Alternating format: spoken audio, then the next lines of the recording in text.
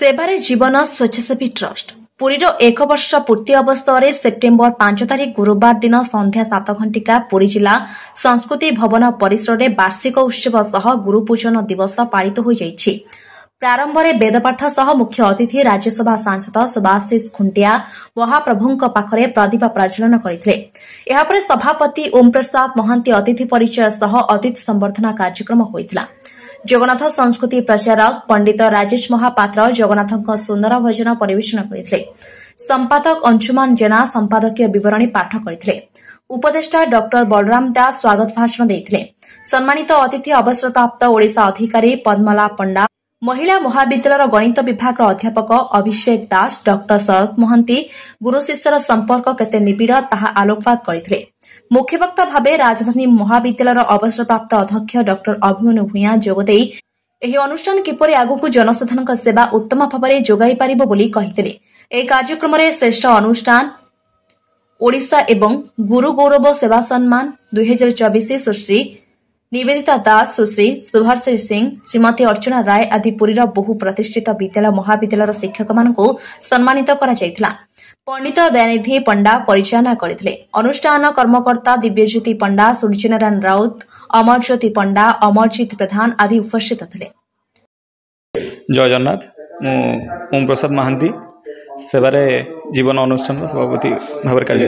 आज सेवारे जीवन अनुष्ठान विशिष्ट शिक्षक मान आज सम्मानित कर गुरु दिवस चिंताधारा कौन आमर गुरु दिवस ये चिंताधारा आमर ये जे आमर लक्ष्य अच्छी गुरु रहिले समाज रहिबो।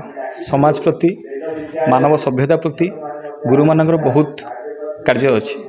जदि बिना गुरु रे आमे कौनसी कार्य करि परिबा नै।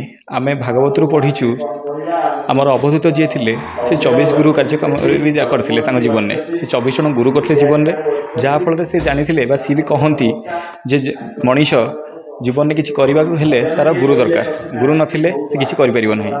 तो से आमर अनुष्ठान आमर ये सेवार अनुष्ठान अच्छी आमर प्रथम मुख्य कार्य रहा जे गुरु सम्मान दवा। प्रतिवर्ष सेप्टेम्बर 5 रे आम समस्ते पालन कर गुरु दिवस। से गुरु दिवस पालन अवसर में आम भाविचु यही वर्ष आम भी चयन करूँ कि गुरु मानू तांकर किपरि आमर छात्र मान समाज थिला। तो सही परिप्रेक्षी में सम्मानित करूँ। जय जगन्नाथ। मु सेवार जीवन स्वेच्छासेवी ट्रस्ट संपादक अंशुमान जेना।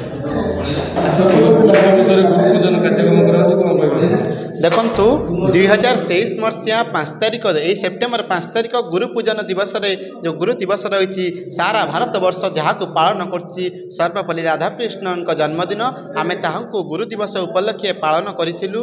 एवं अनुष्ठान से ही दिन जन्मलाभ करथिला भक्त सालवेग समाधि पीठटारे। अनुष्ठान प्रथमे आमे जो जन्मलाभ कलु आमे देखिलु जते महाप्रभुंकर 12 मासरे 13 पर्व।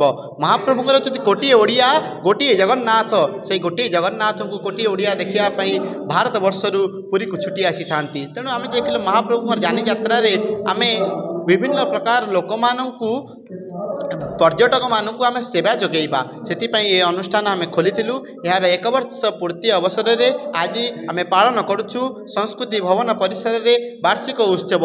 यही अवसर में आम पाखे मुख्य अतिथि भाव में राज्यसभा सांसद श्री सुभाषिष खुंटिया एवं मुख्य वक्ता भाव आमर उपस्थित अच्छा डॉक्टर अभिमन्यु भूया। तेणु ये कार्यक्रम को आमर सभापति ओम प्रसाद महांती परिचालना कर कार्यक्रम में आम किसी पुरीर प्रतिष्ठित विद्यालय महाविद्यालय आचार्य अध्यापक अध्यापिका मानकु सम्मानित करिबु। जय जगन्नाथ। जीवन सेवा कले बासिबो। तेणु निज जीवन को अन्य को साहाय्य करिबारे नियोजित करछि। ए अनुष्ठान समस्त कर्मकर्ता को सर्वप्रथम धन्यवाद ज्ञापन करी। निज जीवन को उत्सर्गीकृत कर सेवा पाई।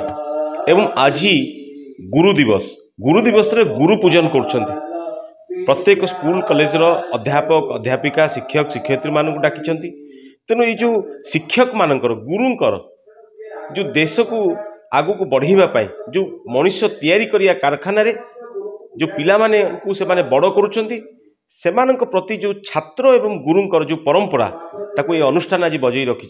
प्रभुंक पाखरे प्रार्थना करुछि ए अनुष्ठान उत्तर उन्नति हो। एमिति ये अनुष्ठान निजको सर्वदा लोक मानकर काम करिबा पाई नियोजित करू। जय।